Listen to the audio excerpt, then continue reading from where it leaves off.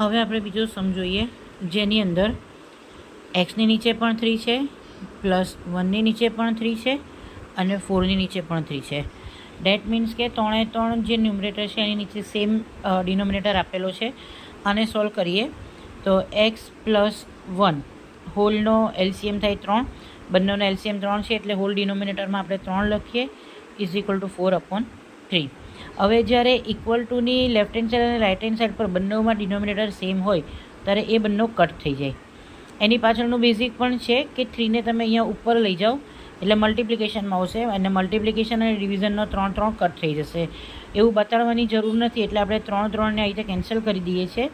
તો x plus 1 is equal to 4. therefore x is equal to 4 minus 1. therefore x is equal to 3. Sam's ઘણા બધા easy હોય છે, ખાલી એને કરવાની એક રીત હોય છે. એ રીતથી જો તમે વ્યવસ્થિત કરશો તો સમ્સ ઘણા બધા સહેલા લાગશે. Thank you.